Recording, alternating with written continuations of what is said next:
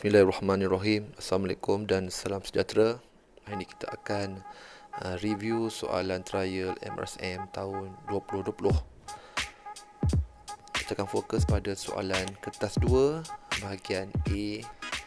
Soalan pertama, kita diberi satu gambar untuk mengesan suhu seseorang. Kita menggunakan radiasi tanpa menyentuh kulit orang tersebut. Maka pastilah kita menggunakan inframerah ataupun infrared, di mana ia dapat mengesan suhu dengan menggunakan inframerah. Yang manakah yang betul tentang sifat electromagnetic wave ataupun gelombang elektromagnet, dia boleh merambat melalui vacuum. Ciri gelombang elektromagnet ada banyak. Kita boleh tulis dia bergerak lurus, dia sejenis gelombang melintang, dia tidak dipesongkan oleh medan magnet dan juga medan elektrik. So ada banyak jawapan tentang sifat gelombang elektromagnet. Kelajuannya sama dengan kelajuan cahaya. Apa akan jadi kalau kita terdedah dengan gelombang elektromagnet? Maka kalau inframerah ni dia sangat panas, maka mungkin boleh mengakibatkan kulit kita terbakar ataupun burning skin kalau kita terdedah terlalu lama dengan inframerah. Seterusnya soalan kedua, kita diberi hidrolik, mestilah tentang prinsip Pascal. Itu pelajar kena ingat. Pascal principle tentang hidrolik. So kita ada dua, area 1, area 2. So A1 kecil, A2 lebih besar. So namakan prinsip tentulah prinsip Pascal. Sangat mudah. Yang kedua, pressure untuk kesemua sistem adalah sama. Yang berubah hanyalah daya. Daya besar pada area yang besar, daya kecil pada area yang kecil. Tapi tekanan kedua-duanya adalah sama. Ini pelajar selalu silap. Seterusnya kita diberi satu hydraulic jack system untuk mengangkat benda yang berat. So kita mesti ada small piston, large piston, mesti ada dua area. So kita diberi nilai F1 dan area 1 juga area yang kedua. Dia tanya kita berapakah tekanan. So tekanan kita hanya guna formula F/A sahaja. So dia tak tanya pun kita berapa F2, dia hanya tanya kita berapa P. Maka kita just guna formula F/A. Maka 1000 Newton per meter square. Jangan lupa kita letak unit, ataupun 1000 Pascal pun boleh. State how to lower the load. So bila dah angkat, macam mana kita nak rendahkan? Dengan kita tekan atau buka release valve, open release valve, ataupun buka injak pelepas, maka minyak akan turun dan akan menurunkan sekali objek yang kita dah angkat tadi. Seterusnya kita gunakan FAT, faham, analisis dan apakah topik? Ini topik Haber tentang thermal equilibrium ataupun keseimbangan thermal. Sebab kita nak bagi air dalam botol pun panas macam air di luar, tapi kena tunggu beberapa ketika untuk dicapai keseimbangan thermal. Dia tanya kita pelajar ni, kita kena lukis aliran haba antara air sejuk dan susu. Air panas dan susu tadi, maka mesti ada dua-dua, ada masuk dan ada keluar. So air panas pun hantar kepada susu, dan susu pun juga hantar ke air panas. Tapi of course yang lebih banyak ialah air panas ke susu. So ada dua arah. Apakah yang terjadi pada suhu bila redu cair selepas minit? Pastilah dia mencapai suhu yang sama kerana telah mencapai keseimbangan thermal. Namakan prinsip tentulah prinsip keseimbangan thermal. Ini saja. Yang seterusnya kita diberi satu termometer, tidak ada skala.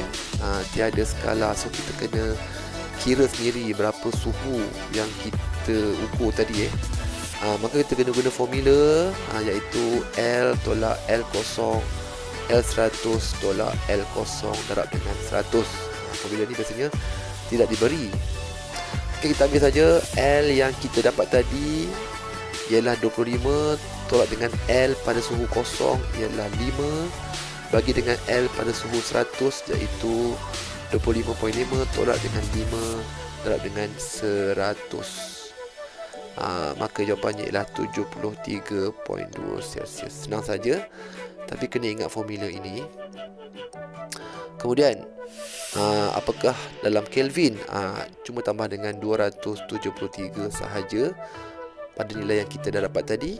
Jawapannya ialah 346.21 Kelvin. Seterusnya, soalan nombor 4 kita diberi voltage dan juga power.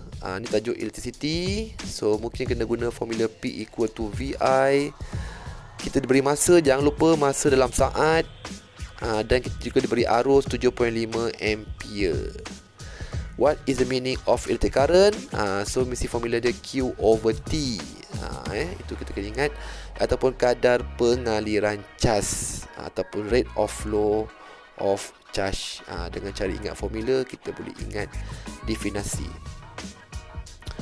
Okay, kira amount charge yang mengalir. So Q equal to IT dalam masa 10 minit. So tukar kepada saat dahulu. Okay, so kita akan dapat 4,500 Coulomb. Senang saja, cuma jangan lupa tukar kepada saat. So sebenarnya kita ada dua ada keadaan di mana balon yang kita letakkan selepas itu dengan Van de Graaff. Tahu kan Van de Graaff ni menghasilkan cas, iaitu cas positif. Tadi balon tadi bercas negatif maka what will happen to the balloon?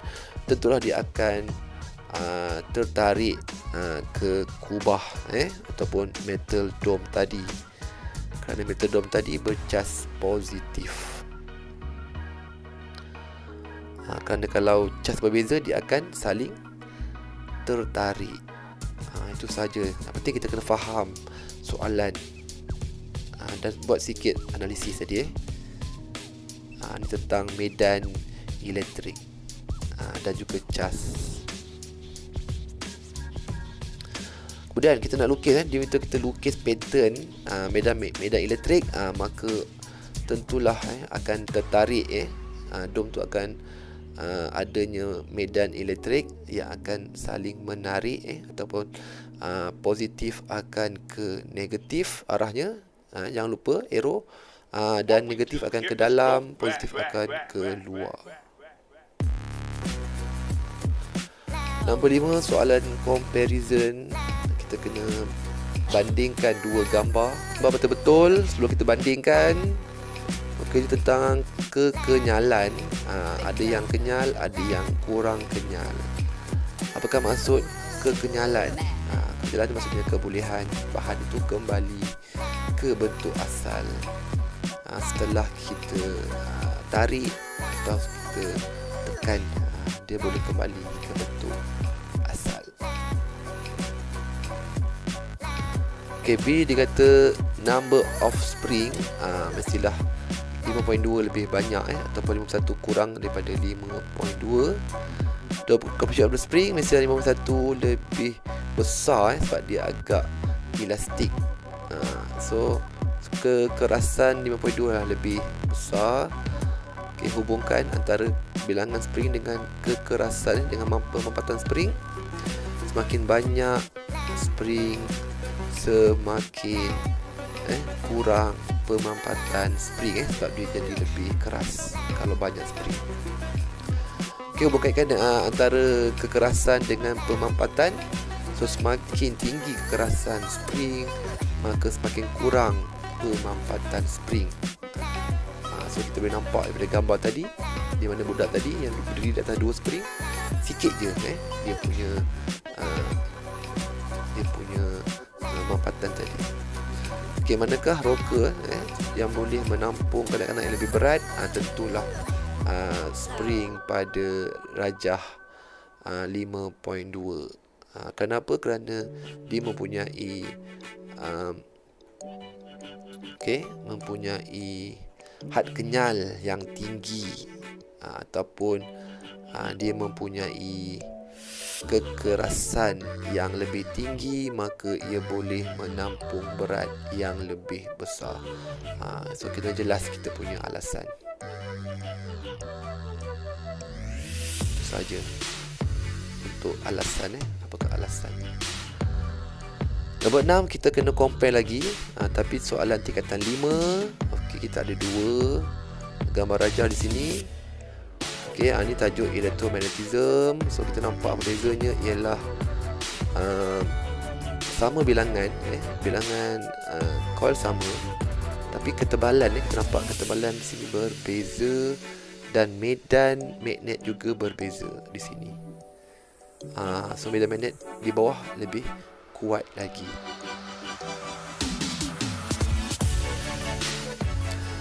What is the meaning of electromagnet? Apakah yang dimaksudkan electromagnet? Ialah magnet sementara yang terhasil apabila kita lilitkan konduktor berpenebat pada suatu teras besi lembut, di mana apabila arus mengalir terhasillah sifat magnet tadi. Agak panjang so mungkin meringkaskan cikgu punya definisi ni. Yang penting kita ada arus yang melalui lilitan kegelung berpenebat dalam dikeliling teras besi lembut, itu akan menghasilkan sifat magnet, tapi hanya sementara. Okey, kita nak compare number of turn sama untuk kedua gambar. Number of turn is the same ataupun sama. Okey, the distance of the magnetic field kita nampak lebih rapat di bawah di 6.2. So 6.2 lebih rapat dibandingkan dengan rajah 6.1. Okey, thickness of the conductor mestilah 6.2 lebih tebal, maka arus lebih banyak mengalir, itu antara sebabnya. Strength of the magnetic field tentulah 6.2 lebih besar kerana dia ada banyak jalur yang lebih rapat, jalur medan yang lebih rapat. Okey, kita kena hubung kaitkan antara thickness conductor, distance of the magnetic field and strength. So semakin tebal ketebalan konduktor, semakin rapat jarak antara medan magnet, dan juga semakin tinggi kekuatan medan magnet. So kita kena kaitkan ketiga-tiga perkara tadi. Semakin tebal, semakin rapat dan semakin kuat medan magnet. Okey, berdasarkan nombor 1 nyatakan satu kaedah untuk menghasilkan kekuatan medan magnet. Kita sama ada boleh tambah lilitan gelung, ataupun kita tambah arus pun boleh. So itu antara yang kita boleh buat untuk tambah medan magnet. Nombor 7, okey, ini kita kena buat modifikasi nanti. Okey, kita diberi satu gambar medan layang, ada daya angkat, maka mesti ada pressure yang berbeza antara dua permukaan. So laju di atas, perlahan di bawah, tentulah tajuk Bernoulli Principle. Okey, dah dapat. Okey, apa jadi medan layang kalau dia berlari laju? So tentulah bila laju pressure akan jadi lebih kurang, maka daya angkat akan bertambah. So bertambah ketinggian layang-layang. Okey, mengapa? So kita ada banyak reason kita boleh bagi. Antaranya ialah perbezaan tekanan antara dua permukaan menjadi lebih tinggi kerana kelajuan semakin tinggi tadi, maka juga menghasilkan daya angkat yang lebih tinggi. So ada banyak cara kita boleh berikan jawapan. Okey, dan layang tadi akan mempunyai daya angkat yang tinggi sebab perbezaan tekanan yang tinggi antara kedua-dua permukaan atas dan bawah. Okey, ini ialah tentang aplikasi Bernoulli Principle. Ini kita gunakan racun serangga. kita kena ubah sikit supaya dia boleh sembuh dengan lebih jauh dan lebih efektif. Okey, so kita nak bagi dia laju, maka saiz nozzle kena lebih kecil, maka hal laju cair pun akan bertambah, maka dia boleh pergi lebih jauh. Itu reason yang senang lah. Yang kedua, size of container mestilah lebih besar untuk mengisi racun serangga dengan lebih banyak. Maka kita menjadikan kerja kita lebih efisien.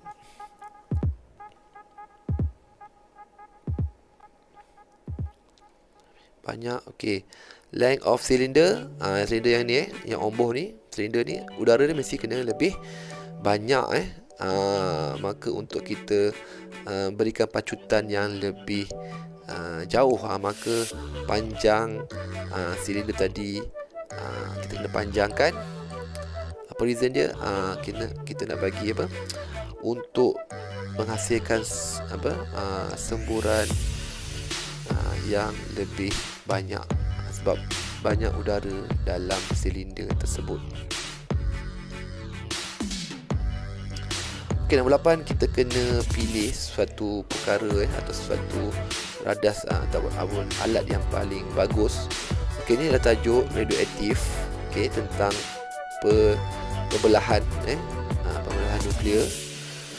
Kerana satu pecah jadi dua.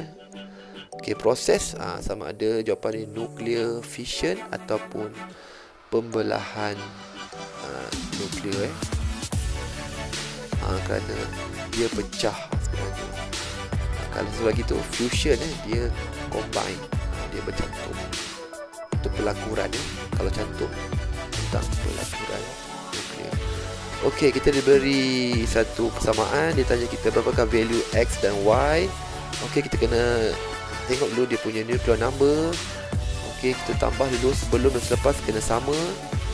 Okey, sebelum 235 tambah 1 236, selepas pula ialah 141 tambah X tambah 3, dia jadi 144 tambah X.